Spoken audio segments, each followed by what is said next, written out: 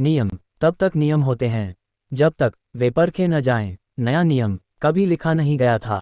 वह भरोसे पर टिका था कि लोग सही चुनेंगे, कि बोझ साझा रहेगा, कि कोई अकेला नहीं पड़ेगा। पहली गलती छोटी थी। एक रक्षक ने एक गांव को बचाने के लिए दूसरे गांव को अनदेखा किया। कोई द्वेष नहीं था, कोई लालच नहीं, बस थकान। और थकान सबसे ईमानदार गलती कराती है। दूसरा गांव डूब गया, न पानी में, निर्णय में। लोग मरे नहीं, लेकिन जो बिखरा वह कभी जुड़ा नहीं। जब सवाल उठा तो कोई जवाब देने नहीं आया, क्योंकि सब रक्षक थे और कोई जिम्मेदार नहीं। यही नियम का पहला टूटना था। दुनिया ने महसूस किया, हवा भारी हो गई, नीला तारा हल्का कांपा। बच्चा अब बीच में नहीं था, वह सामने आया। पहली बार उसने अपनी आवाज ऊंची की। उसने कहा, अगर कोई जिम्मेदार नहीं तो गलती हम सब की है, और अगर गलती हम सब की है तो सुधार भी हम सब का है। लेकिन शब्द अब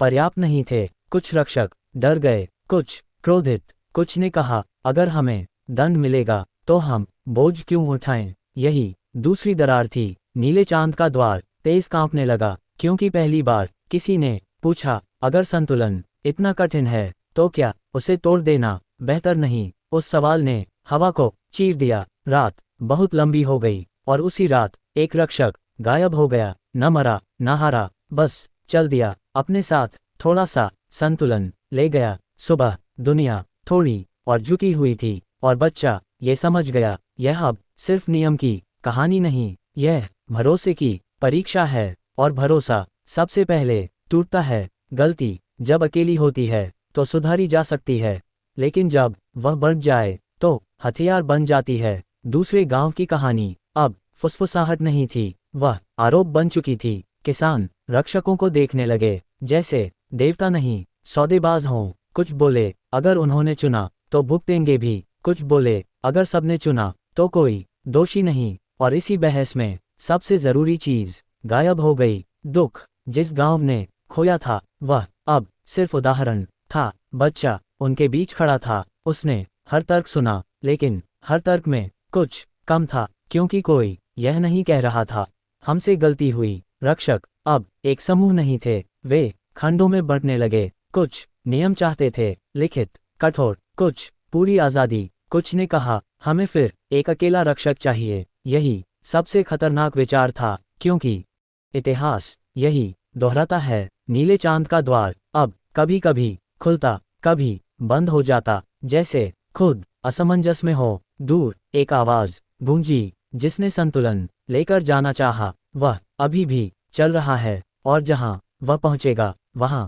संतुलन मुड़ जाएगा। यह धमकी नहीं थी, यह तथ्य था। बच्चा समझ गया, दोष ढूंढना आसान है, लेकिन संतुलन दोष से नहीं, जिम्मेदारी से बनता है। उसने एक कदम आगे बढ़ाया, और पहली बार द्वार उसके पीछे बंद नहीं हुआ। यह नया संकेत था कि कहानी अब किसी एक फैसले पर टिकने वाली है, और वह फैसला कोई और नहीं, उसे लेना है। वह भागा नहीं था, वह लड़ा भी नहीं था, वह बस चल दिया। लेकिन कुछ चलने और भागने में फर्क नहीं करते। जिस रक्षक ने संतुलन का एक हिस्सा साथ लिया, वह पीछे कुछ नहीं छोड़ गया। कोई निशान नहीं, कोई शब्द नहीं, सिर्फ झुकी हुई हवा। जहां वह रुकता वहां निर्णय थोड़े देर से लिए जाते। लोग अजीब बेचैनी महसूस करते, जैसे कुछ हाथ से फिसल रहा हो। बच्चा अब उसके पीछे चल पड़ा, न अकेला, लेकिन नेतृत्व में। पहली बार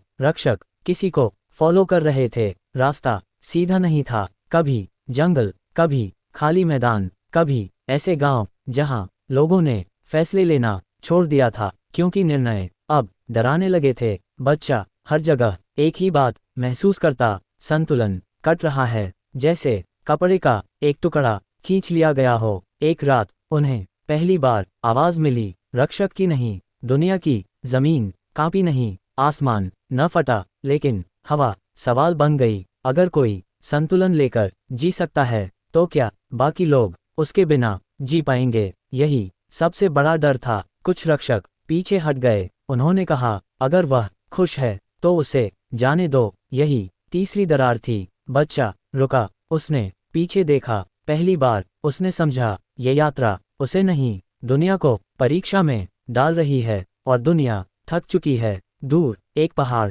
नीले प्रकाश में नहाया हुआ था। वही मंजिल थी जहां वह जो चला गया रुकने वाला था, और वहां संतुलन या तो टूटेगा या पहली बार पूछा जाएगा, क्या हम इसके बिना जीना सीख सकते हैं। कुछ रास्ते कभी खत्म नहीं होते, वे बस नया नाम पहन लेते हैं। नीले प्रकाश से नहाया पहाड़ अब बहुत पास था। उसकी चोटी पर हवा अलग थी, भारी, जैसे दुनिया खुद रुककर सोच रही हो। वहां वह खड़ा था जो चला गया था। उसके चेहरे पर डर नहीं था, थकान भी नहीं, बस एक शांति जो सवाल बन जाती है। उसने कहा, मैं भागा नहीं, मैंने संतुलन को सुनने दिया। उसने बताया कि जहां वह पहुंचा वहां लोग फैसले नहीं चाहते, वे शांत जीवन चाहते हैं, बिना बोझ, बिना जिम्मेदारी। और संतुलन वहां हल्का हो गया, लेकिन कीमत उन्होंने चुनना छोड़ दिया। बच्चा चुप रहा, क्योंकि यह झूठ नहीं था,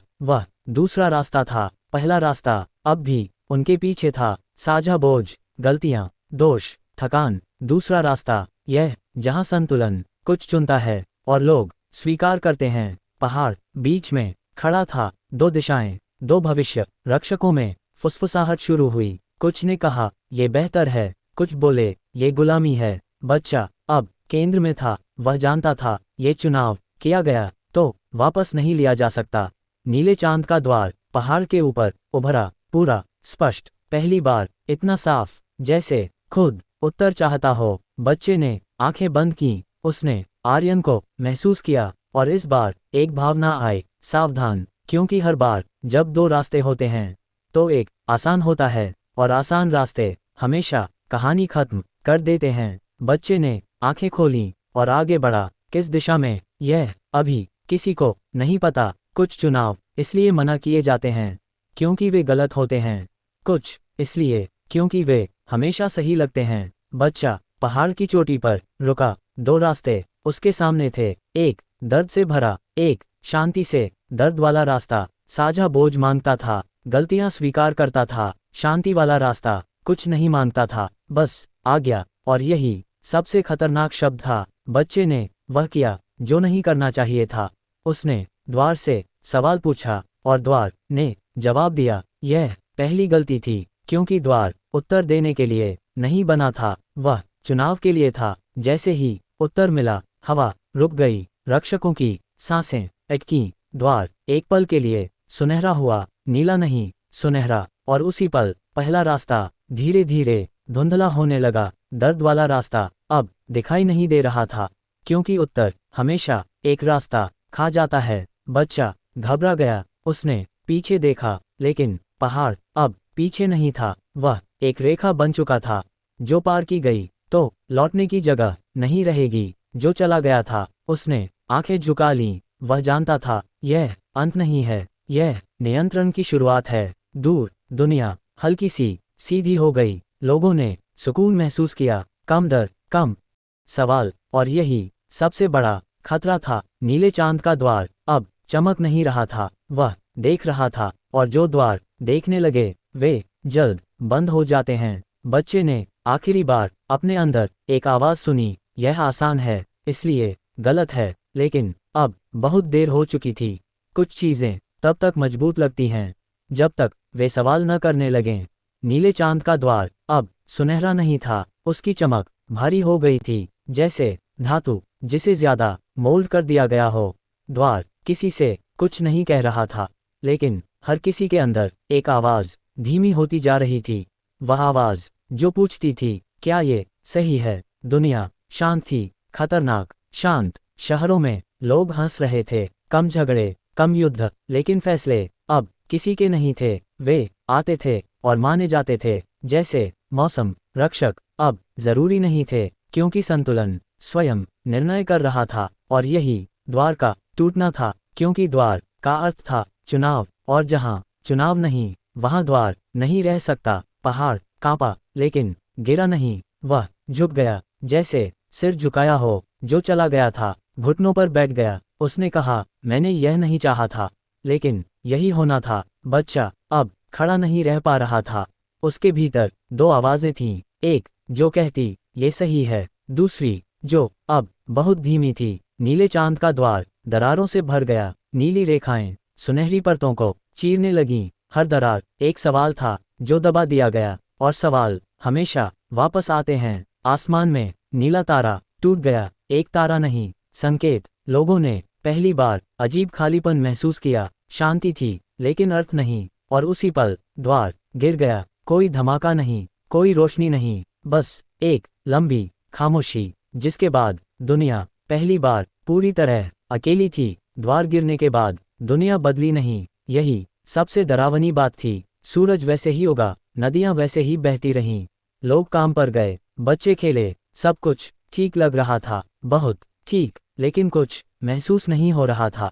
खुशी नहीं, दुख भी नहीं, बस एक सपाटपन, जैसे किसी ने रंगों की जगह सिर्फ रोशनी छोड़ दी हो। लोग अब लड़ते नहीं थे क्योंकि लड़ने की जरूरत नहीं लगती थी, लेकिन वे गले भी नहीं मिलते थे क्योंकि लगाव भारी लगता था। एक माँ अपने बच्चे को देखती और सोचती, मैं इससे प्यार करती हूँ, लेकिन वह महसूस नहीं कर पाती। और यही शांति का सच था। बच्चा अब अकेला बैठा था, पहाड़ अब सिर्फ पत्थर था, द्वार का कोई निशान नहीं। उसने अपने अंदर झांका, जहां कभी दो आवाजें थीं, अब एक भी नहीं थी, न सही न गलत, बस खामोशी। और खामोशी उत्तर नहीं होती। जो चला गया था अब उठ खड़ा हुआ, उसने चारों ओर देखा और कहा, देखो हम सफल हो गए। लेकिन उसकी आवाज भी खाली थी, क्योंकि जीत जिसमें कोई कुछ महसूस न करे, वह जीत नहीं होती। दूर एक बच्चा गिरा, कोई नहीं दौड़ा, क्योंकि दया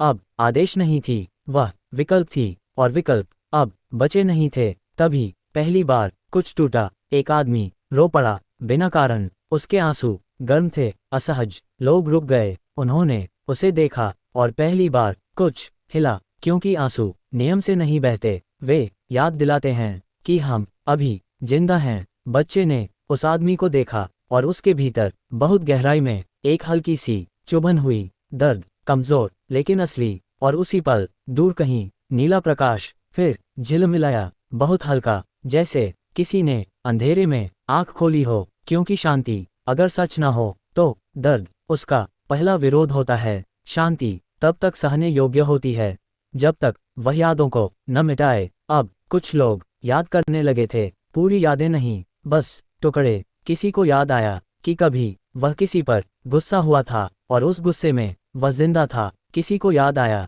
कि कभी उसने किसी को माफ किया था, और माफी दर्द के बिना संभव नहीं थी। दर्द धीरे धीरे लौटने लगा, पहले कमजोर फिर तेज, और लोगों ने घबरा कर कहा, ये गलत है, क्योंकि उन्हें सिखाया गया था कि शांति सबसे ऊपर है। लेकिन शांति जो कुछ छीन ले वह संतुलन नहीं। बच्चा अब उनके बीच चल रहा था, वह हर चेहरे पर एक ही चीज देख रहा था, अधूरापन। उसने अपने हाथ देखे, उन्हें खाली महसूस किया, क्योंकि अब उन्हें चुनने की आदत नहीं थी। एक बुजुर्ग उसके पास आया, उसने कहा, हमें बताओ हमने क्या खोया। बच्चा पहली बार जवाब नहीं जानता था, क्योंकि खोया हुआ नाम से नहीं, महसूस से पहचाना जाता है। रात में लोग सपने देखने लगे, अजीब सपने, जहां वे दौड़ते, गिरते, फिर उठते, और उठने का दर्द उन्हें अच्छा लगता, क्योंकि दर्द ये साबित करता था कि वे अब भी चुन सकते हैं।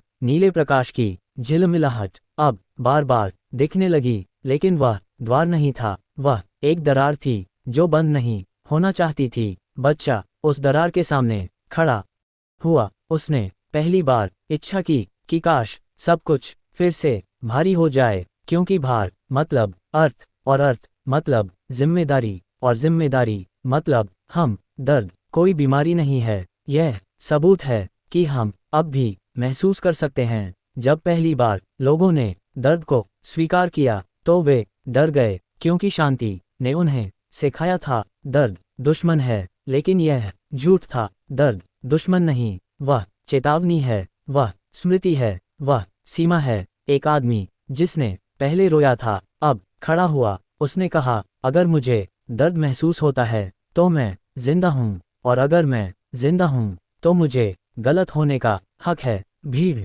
चुप थी, क्योंकि यह पहली बार था जब किसी ने आज़ादी की बात की। शांति के बाद कुछ लोग पीछे हटे, उन्हें डर था, क्योंकि दर्द का मतलब अनिश्चितता था और अनिश्चितता का मतलब चुनाव। लेकिन कुछ आगे आए, उन्होंने कहा, हमें महसूस करना है, चाहे वह तकलीफ दे। बच्चा उनके बीच खड़ा था, उसके भीतर अब कुछ साफ था। दुनिया को रक्षक नहीं चाहिए, दुनिया को अनुभव चाहिए। नीले प्रकाश की दरार अब फैलने लगी, लेकिन यह टूटना नहीं था, यह सांस लेना था। दुनिया लंबे समय बाद पहली बार सिकुड़ी, जैसे दर्द में होती है। जो चला गया था अब पीछे खड़ा था, उसकी आंखों में आंसू थे। उसने कहा, मैंने डर के कारण चुना। मैंने सोचा कि अगर लोग दर्द से बच जाएं तो खुश रहेंगे, लेकिन खुशी दर्द से भागकर नहीं आती, वह उससे गुजरकर आती है। उसने अपने हाथ नीले प्रकाश में डाले और संतुलन का वह हिस्सा जो उसने लिया था जलने लगा, क्योंकि संतुलन किसी एक का नहीं होता, वह सबका दर्द सहता है। बच्चा आगे बढ़ा, उसने कहा, अगर द्वार फिर बनेगा तो वह हमसे दर्द छीनेगा नहीं, वह हमसे सवाल पूछेगा, और अगर हम गिरेंगे तो खुद उठेंगे। आसमान में नीला तारा अब डरावना नहीं था, वह धुंधला था, अधूरा, जैसे एक बीज जो अभी फूटा नहीं, क्योंकि अब अंत पास था, या शायद शुरुआत। आखिरी द्वार कभी पहले जैसा नहीं होता, उसमें कोई चमक नहीं होती, कोई देवता नहीं खड़ा होता, कोई आवाज नाम नहीं पुकारती, वह सिर्फ मौजूद होता है। नीले प्रकाश की दरार अब पूरी तरह खुली नहीं थी, लेकिन बंद भी नहीं, जैसे कोई दरवाजा जिसे धक्का नहीं, सहमति चाहिए। लोग उसके सामने इकट्ठा हुए, डर के साथ, दर्द के साथ और उम्मीद के साथ। बच्चा अब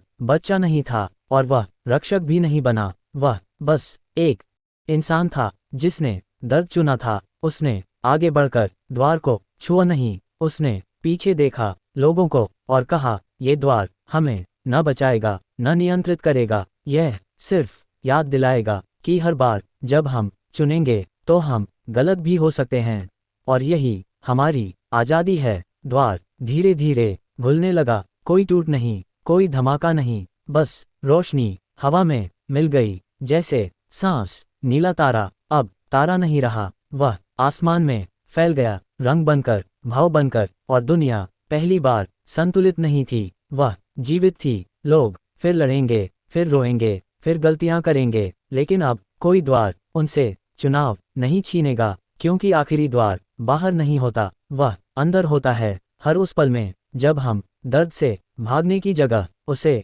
सुनते हैं। नीले चांद का द्वार अब कहानी नहीं रहा, वह एक याद बन गया, और यादें द्वार नहीं मांगती, वे दिल में जगह मांगती हैं। और वहीं ये कहानी खत्म नहीं होती, वहीं शुरू होती है।